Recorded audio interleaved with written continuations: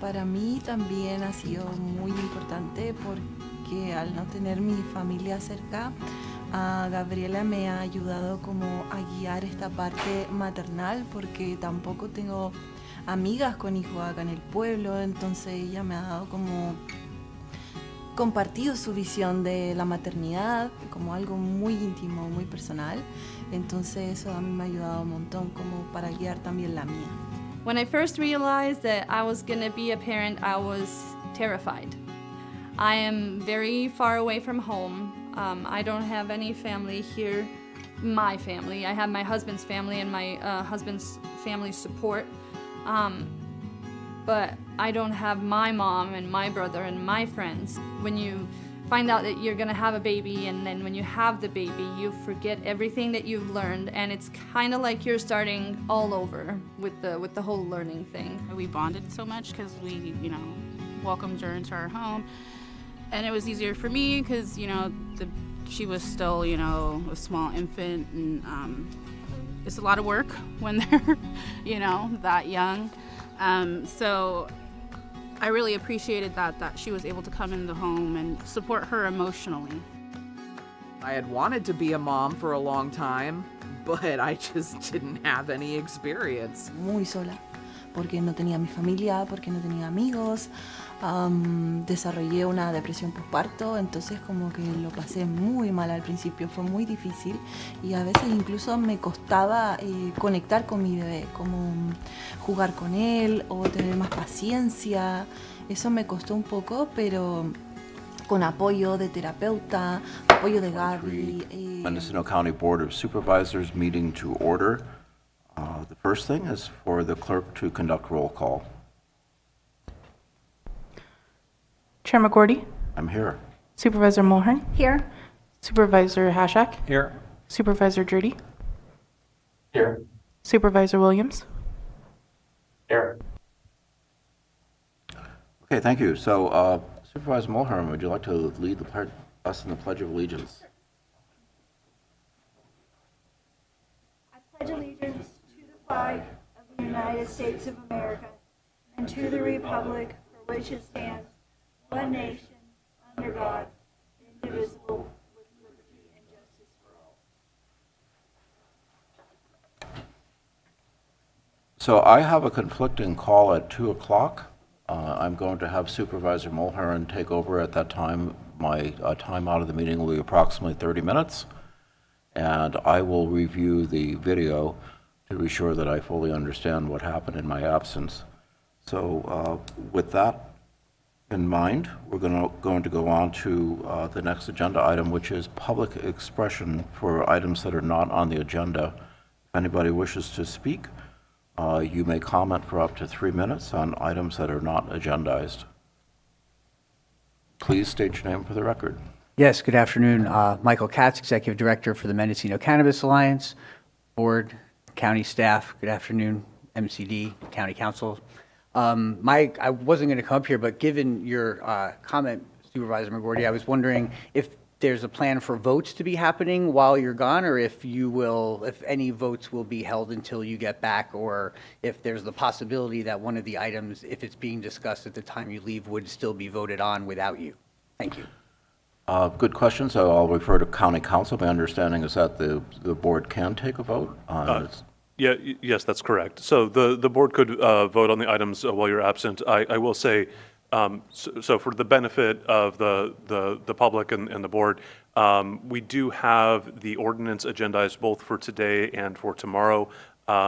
Because of the date that the summary of the ordinance was published in the newspaper, it would be better if the vote on the ordinance actually occurs tomorrow. But since we budgeted plenty of time for today for public comment and for any board discussion, we still think that it's worthwhile to go forward. Okay. That's our plan. All right. With that in mind, anybody else in the room who would like to comment public expression for items that are not on the agenda? Is there anybody online? No. Okay. We can check at Fort Bragg. Is there anyone in the room in Fort Bragg? Nope. No. Just you two supervisors. So With that, we'll move on to agenda item number 3A, which is discussion and possible action, including approval of the Cannabis Department's request to file a local jurisdiction assistant grants program, budget and scope of work amendment. Sponsor is the Cannabis Department. Go ahead. Hello, everyone. This is John Berkshire, Acting Senior Program Manager on special assignment with the Cannabis Department. Chair, Supervisors, County Council, CEO, community. Thank you, everyone, for the opportunity. The amended, or the scope of work and the budget that we are proposing in this local jurisdiction assistance grant amendment are more in line with what has happened historically and then what we aim to do moving forward, especially as it pertains to our partnership with the DCC and our streamlining effort. So what we've captured in this proposal is both in the 22-23 fiscal year items that have already been spent upon, and then where we would like to take those funds, moving forward. And if you have any specific questions, I'd be happy to answer them. I think the items of note, of course, are going to be the EIR, the direct grant, and then the contract planning staff are sort of the bigger highlights. I think everything else was, to be expected from the previous submission. And the department's focused mainly on bringing these items forward, so we're still preparing the framework for the direct grant to revisit that. So I don't have a lot of comment on that today specifically, but on any of the other items, I'm prepared with any information that you or the community may need.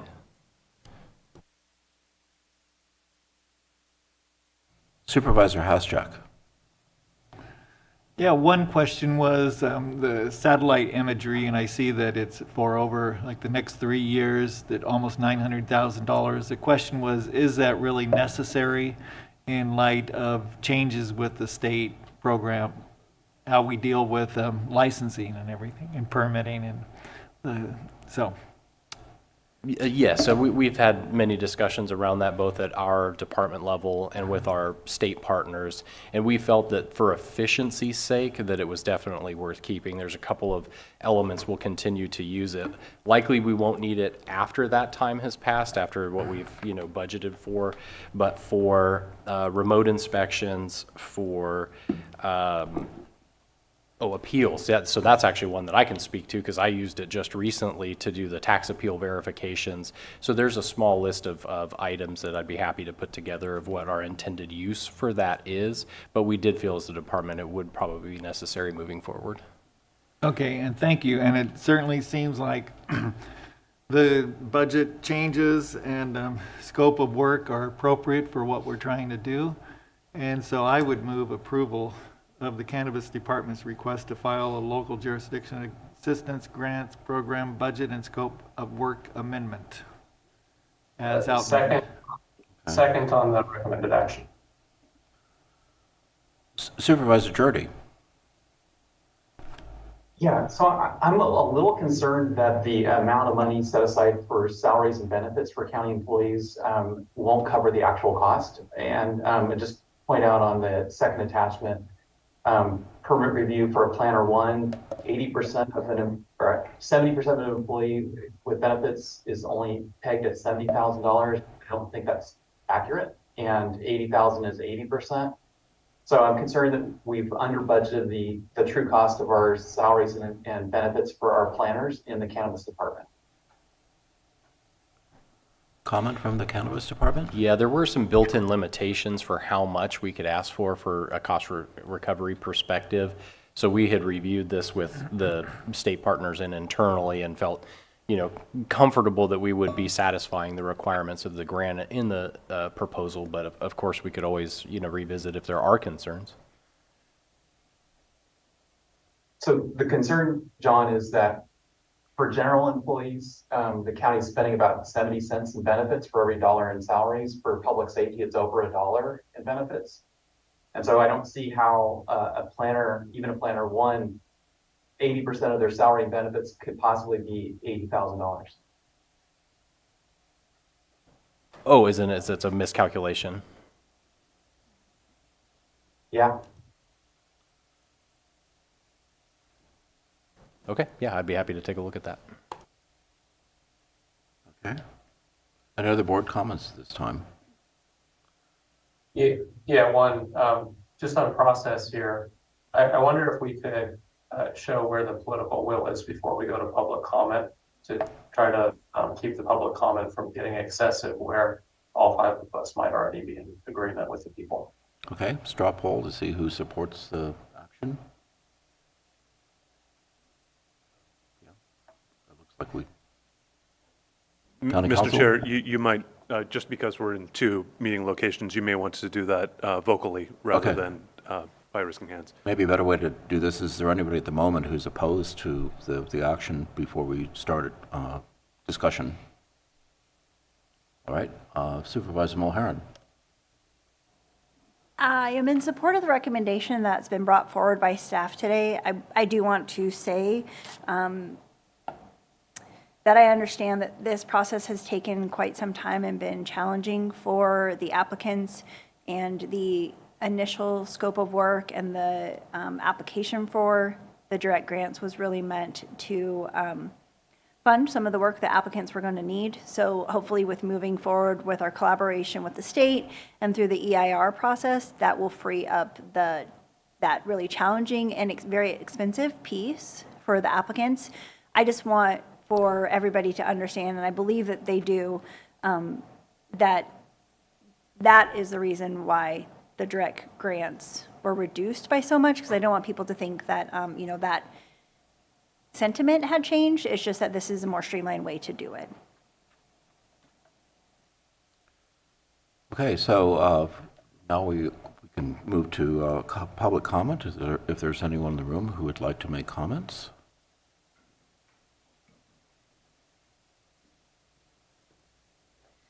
Yes, good afternoon, supervisors, county staff, county council, CEO's office. Michael Katz, Executive Director of Mendocino Cannabis Alliance. We sincerely appreciate this coming forward, and the details of the agreement, just for folks who might not understand what's being discussed, the EIR contract that is being asked for is going to include the coverage of the preparation of environmental documents by that agreement, by that company, and we'll be discussing that later on. And so we're grateful to see the direct grant funding maintaining with operators. We did identify potentially a cost savings of $2,300 that may have been a carryover in the budget, so doing all we can to save more money for the county. And definitely appreciate the opportunity to continue a conversation about making sure that the direct grant funds are made as expansive as possible when they do become available. So thank you very much. Anyone else in the room care to comment on this agenda item? If not, do we have anyone online? No one online. So we have. Pardon me? Oh, okay. Fort Bragg? Oh yeah. So there's no one in the room in Fort Bragg, right? We have one in the room. Okay. He does not comment. Please go ahead.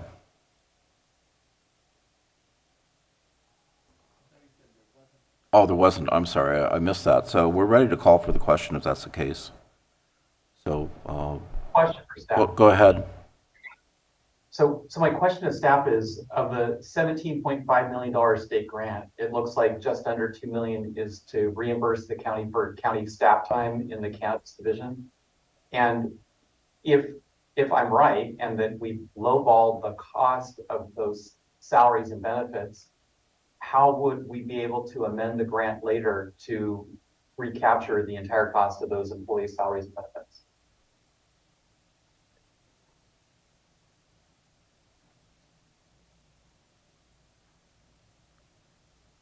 Who would like to weigh in on this? Mr. Burks? Yeah, so we're trying to just make sure that the, math is correct, and maybe I'm not understanding the question. Unfortunately, not all work done by the planners is going to be covered. So, you know, conceptually, we are going to have to do other things that aren't going to be covered by this grant. So that's a part of how we calculated this, with the idea being that the renewals and the income generated from our more traditional sources plus this grant should bring us, pretty close to cost recovery is our intention. As far as the breakdown on the math, I think that it's fairly accurate, but I would have to, revisit more in detail. I'm not a very on-the-spot numbers person. That's not my, strong suit. But as far as any questions with the scope of work I can do, or if there's any advice from, county council or the board on how they'd like for me to bring the level of knowledge and expertise so that you can make your informed decision, I'm happy to do that. Sure. CEO Antle. If I may, through the chair, those numbers match our salary projections that we've been running for them. And if there's something we need to go back and edit, we can look at it at break. But right now, they are matching our projections. So you have the proper overhead costs or benefits costs for physicians? Yeah, that's what the team's telling me. Okay. Supervisor Jurdy, any further question? Well, I'd note that they're using the same flat salary costs and benefit costs for the next 2 years, as if there's no increase in benefit costs, no increase in salaries, and it's hard for me to believe that's the case. Are you suggesting maybe we should take a little bit more conservative approach and add some money to that? Supervisor Williams? Yeah, so I agree with Supervisor Jurdy. I question the numbers. I think the gravity of this decision is, if we're wrong, you don't have general fund to remedy the problem. It's not we won't offer any. I don't think we have any. And so staff should make sure that they're allocating enough from this grant to cover all of the staffing needs. If we find that we've run out, that may be the end of the administration of the program. Okay. CEO Antle? Yes, if I may, again, not all costs can be allocated to this grant. This grant is very specific about what it can be used for. And we work with the Department of Cannabis Control, but it's also audited by the state auditor's office. So there's kind of two compartments there. We need to make sure we track time studied directly to the grant and to the other programs and bill back to this grant. And again, we want to bill as much as we can. To Supervisor Williams' point, we don't have much general fund to cover in this department, but everything that the cannabis department does is not billable back to this grant. Okay. Supervisor Hasjack. Well, I agree with that, and I think the point is we're trying to maximize the amount that we can bill to the state or to the grant, right? I'm sure that's your approach, Mr. Burks, right? That is correct. Okay, thank you. Okay. All right, well, are we ready to call for the question? If there's no further comment? Okay. Deputy Clerk? Oh, hold on. I'm so sorry. I did want to say that there is a process in which we could make amendments to the grant in the future that would be just redoing what we've already done. Of course, it was a much heavier lift this time because we changed both the scope of work and the budget. But if for some reason we were to need to alter it in some capacity, I do believe that we would have an ability to do that, and it wouldn't be quite as complicated as this one was. Okay, very good. All right, we're ready for the roll call vote. Supervisor Mulhern? Yes. Supervisor Jurdy? Yes. Supervisor Williams? Yes. Supervisor McCourty? Yes. Supervisor Hashak? Yes. Motion carries unanimously. Good. All right, we're going to go on to agenda item 3C, which is discussion and possible action, including 1, adoption of resolution adopting an addendum to the previously adopted mitigated negative declaration amendments to Mendocino County Code Chapters 10A17 and 20.242 to streamline cannabis cultivation permitting processes, and approving an amended mitigation monitoring and reporting program, and secondly, adoption of an urgency ordinance amending Chapter 10A17, Mendocino Cannabis Cultivation Ordinance in Chapter 20.242, cannabis cultivation sites to streamline cannabis cultivation permitting processes. County Council and Cannabis. Thank you, Mr. Chair. Just if I may ask in terms of order, we have the contractor on standby for 3B in case there's any questions. So I was wondering if it might be all right if we were to start with that item? Sure, go ahead. Yeah, and 3B is the adoption of the contract with Ascent Environmental for performing the environmental work.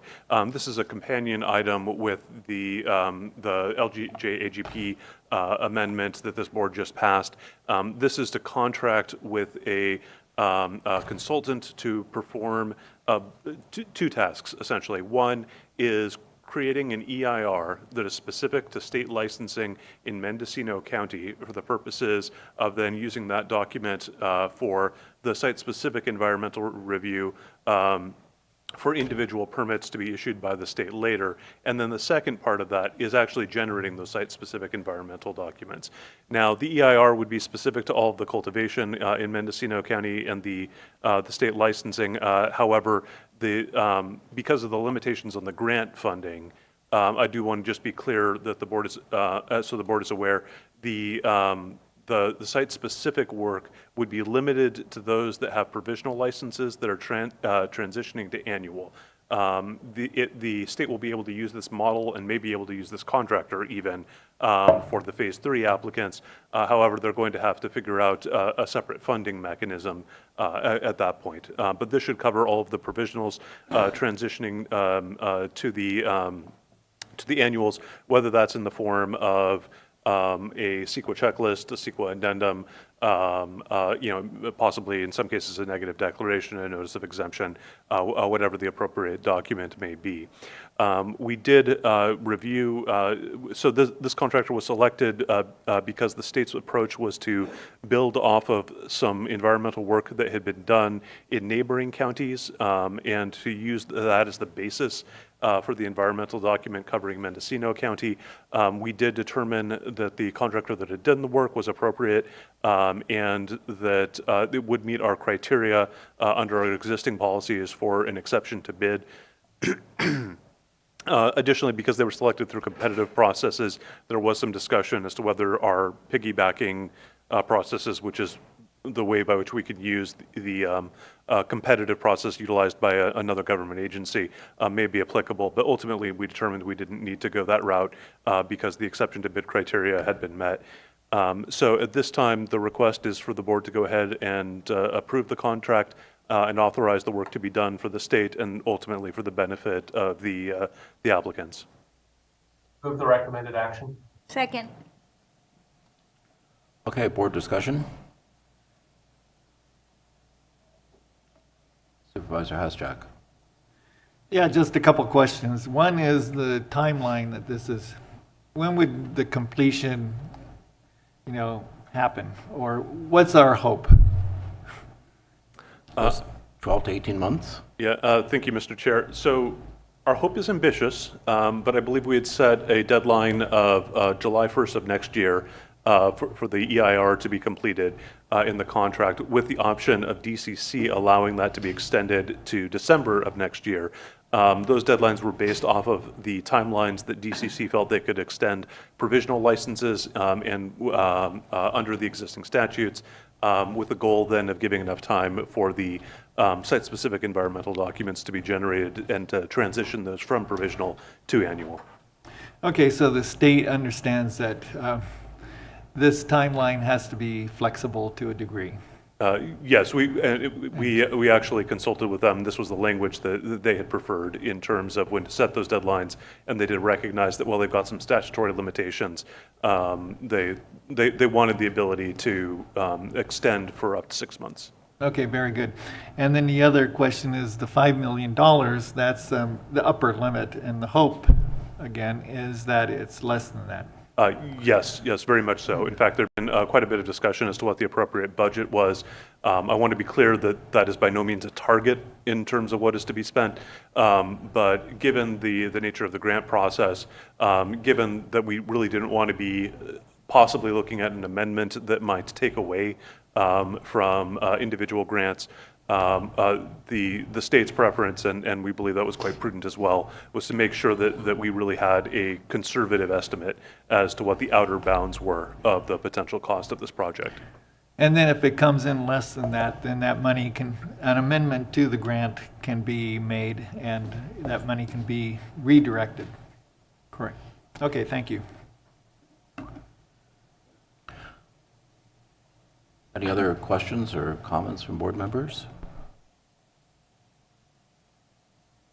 I'll just make a comment. I'm really glad to see us move forward with the environmental impact report on this. I think that's going to serve our community well in the future as we try to make our process more efficient and at the same time more accurate for environmental impacts. So with that, I guess we can go to public comment.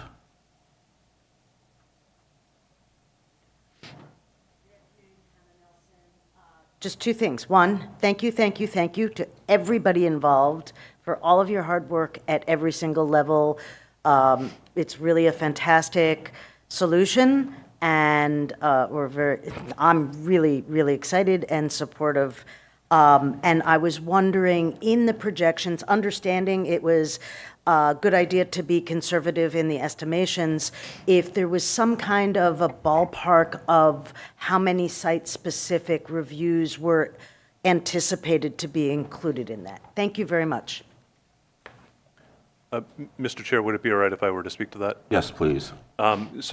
We did, there was some need to reconcile the numbers. We didn't have an exact count, but it was in the neighborhood of 500 to 700 applications that were anticipated to fall within this grant program. Okay, thank you. Good afternoon, Supervisors. Michael Katz, Executive Director of the Mendocino Cannabis Alliance. Good afternoon, County staff, County Council, CEO's office, whoever is watching. This is an excellent day for the Mendocino cannabis community. The delays that have been plaguing us are freeing up this pathway, working through this EIR, and being able to let operators know that the environmental documents that they will require to get to their annuals will be managed through this process, through this budget, through this grant, through this EIR and this contractor is going to be a huge weight off of people's shoulders to understand that that's what's happening. And we are so grateful to see the scale of change that has happened in what by governmental standards is a relatively short amount of time. And so we sincerely appreciate it, and we have hope for the future of the Mendocino licensed cannabis community. So thank you for all of your efforts. Very good. Are there anyone to make public comment in Fort Bragg? No, the only member of the public is left. Okay. Is there any online comments? No. All right. With that, I would invite a motion. We had a first and a second. We have a motion and a second, all right. It's already been moved. It's already been moved. I'm sorry. All right. With that, let's have a roll call vote. Supervisor McWherty? Yes. Supervisor Mulhern? Yes. Supervisor Hashak? Yes. Supervisor Williams? Yes. Supervisor Jurdy? Yes. I'm sorry, was that a yes? Yes. The motion carries unanimously. Okay. With that, I'm going to excuse myself, and Vice Chair Mulhern will take over. Thank you, Chair McGordy. We'll move on to item 3C, discussion of possible action, including adoption of resolution adopting an addendum to the previously adopted mitigated negative declaration for amendments to Mendocino County Code Chapters 10A.17 and 20.242 to streamline cannabis cultivation permitting processes and approving an amended mitigation monitoring and reporting program. And County Council, would you like to stop me now, or do you want me to read the whole thing? Because you briefly mentioned, and I think we need to just make sure that everybody on the board and in the audience understands. Today, what we would like to do is hear board questions, accept board feedback, hear public comment, both in the room and online, and then continue the item to tomorrow's meeting, and we'll take a vote at that point.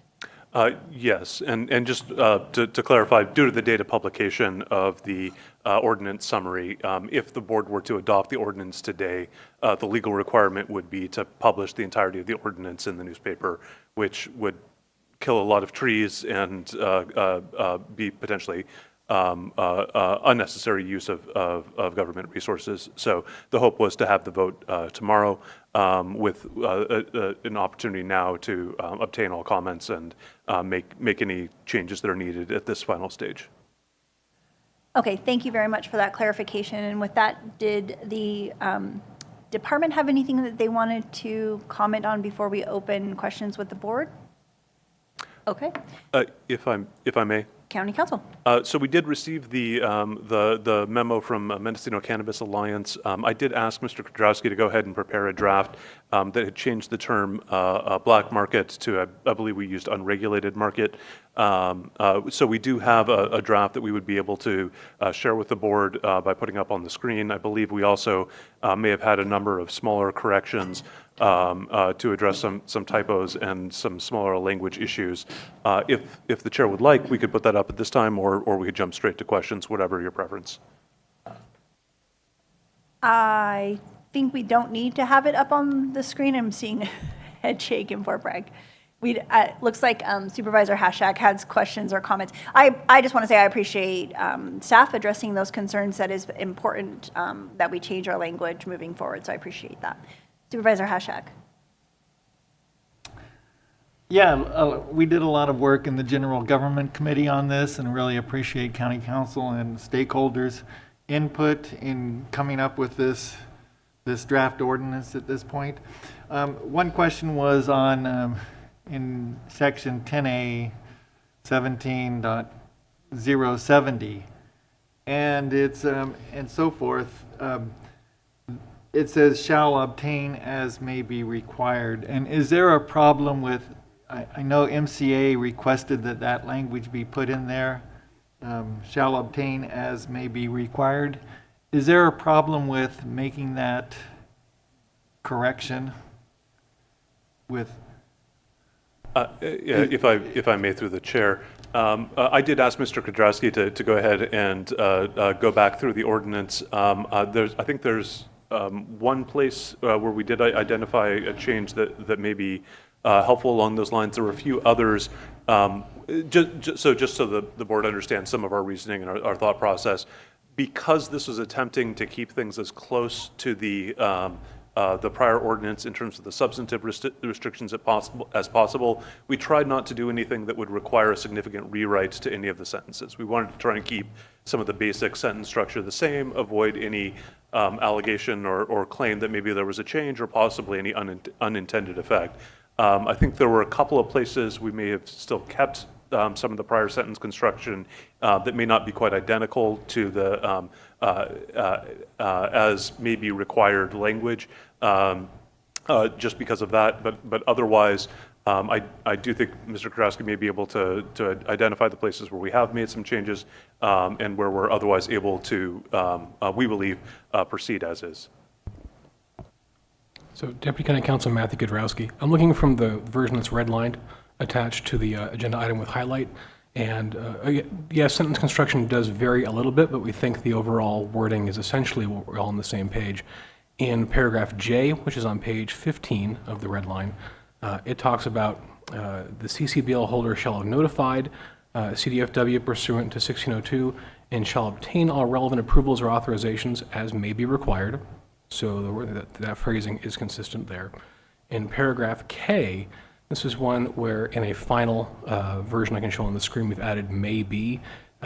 This is for cultivation sites involving construction and work in waters of the U.S. They shall obtain their 404 or 401 permits prior to commencing such construction unless otherwise allowed by the relevant agencies. And in this item,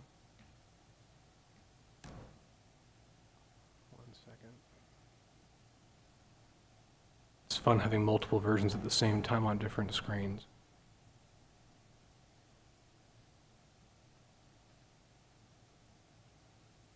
I'm sorry, this is one where the unless otherwise allowed language is there in service of the may be required. get it, do what they want ask you to do, and otherwise, you can go forward if they're allowing that. In paragraph L, this is where it is a defined phrase that from the existing ordinance for projects that disturb 1 or more acres or disturb less than that but are part of a larger plan, they shall obtain coverage as required. This is one where we would recommend doing an as may be required as well. That being said, it's still whatever is required by the State Water Resources Control Board. Paragraph M was one that is simply obtain as required the license by the state. And here, if we're doing cannabis, there's no maybe that would be required there. I believe they also reference both paragraphs U and V, and the red line on page 16, both of those also have obtain as may be required. So I think overall, well, yes, the language is a little different in certain places. I think the general gist is it's whatever is required by those agencies. Thank you for the clarification. Supervisor Hashak, did you have additional questions?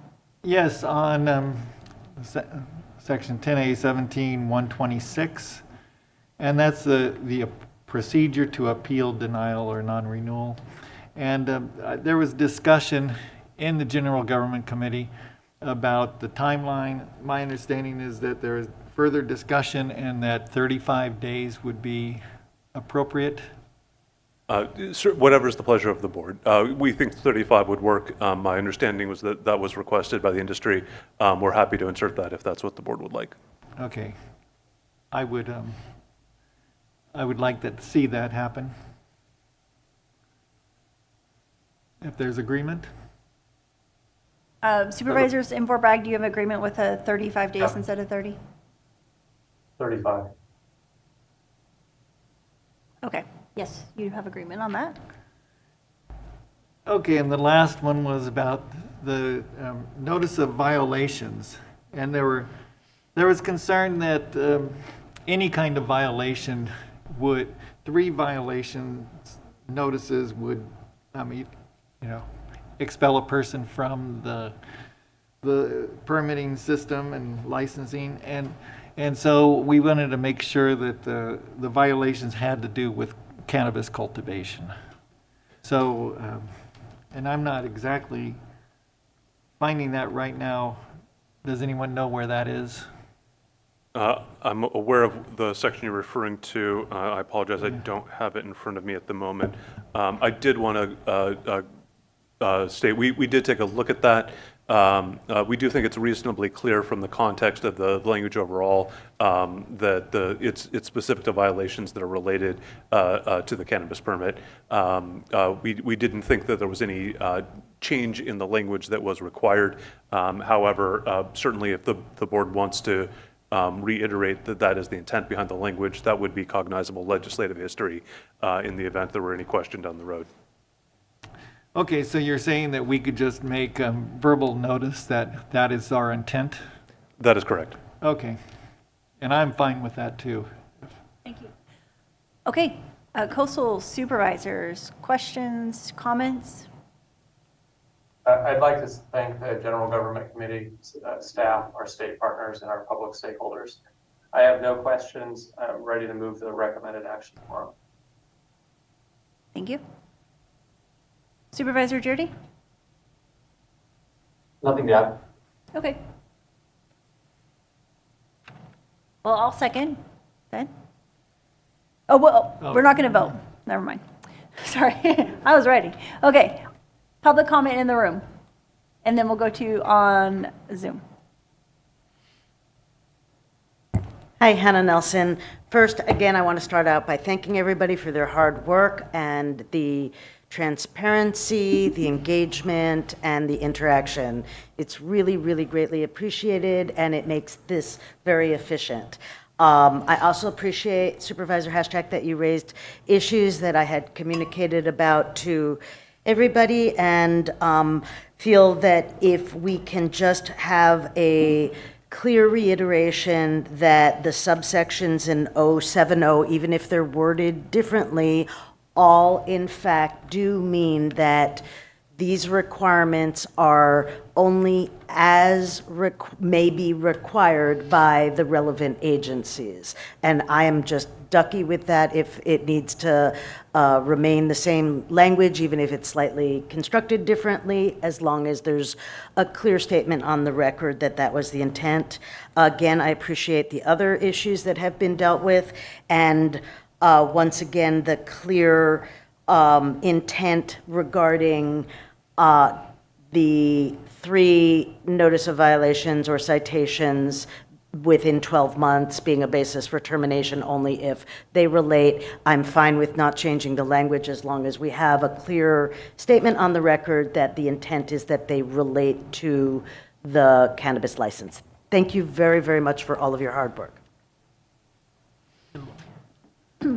Elora. I see. Thank you. Elora. If I may Ms. respond. Babini. Sorry. Thank you. Thank you. Elora Babini, Chief Planner with the Mendocino Cannabis Department. In the reading of 10A17 140A or C4, which is the department determines that the CCBL holder is in the violation of one or more laws related to the CCBL and that the CCBL holder is unlikely or unable to correct the violations, the department may make a determination that a CCBL holder is unlikely to correct the violation if, and gives A, B, and C under that. It is related to the CCBL. So if the violation is related to laws and requirements related to the CCBL, not just as a whole. If they get a violation for a house that's on the property but not being associated, it would not include that. Thank you. Okay, more public comment in the room. Good afternoon, Supervisors, County Council, County Staff, Cannabis Department. Michael Katz, Executive Director of Mendocino Cannabis Alliance. We support these ordinance revisions, and we look forward to continuing to work with the department and the county on the next round of ordinance revisions as soon as we're able to do that, sometime between July and September, to streamline all of the remaining components that we can, and really appreciate everybody's hard work in getting us to this point. Thank you. Okay, for our Zoom participants, are there any comments on this item? Seeing no hands, are there any comments in the room in Fort Bragg? No. Well, I suppose we are adjourned. If it would please the board, what we can do, so we did prepare to go ahead and put this on the screen today to be able to review the changes. However, since the board has actually already gone through, I think, pretty much all of the changes orally, we can simply upload a document in advance of tomorrow that would reflect those changes that you would then be able to vote on. I do want to let you know there's just a couple of other small changes. I think they're only typos that are also in the draft that will be uploaded. Thank you. Fort Bragg, I see you have a hand up. Yeah, if a supervisor does have additional questions or requests for change, can it happen between that supervisor and staff between now and tomorrow? What I'm getting at is I don't think we want to rehash this and ask questions tomorrow. We want to try to get it passed. I think that will be fine. I know that Supervisor McGordy has stated that although he has missed this portion of the meeting, he will go back and rewatch it, which is available to him to watch that tonight. And then if he has any questions, I'm certain that he could reach out to staff. And if there's something that needs to be brought up to the full board tomorrow, then we can have that conversation. Thank you for bringing that up.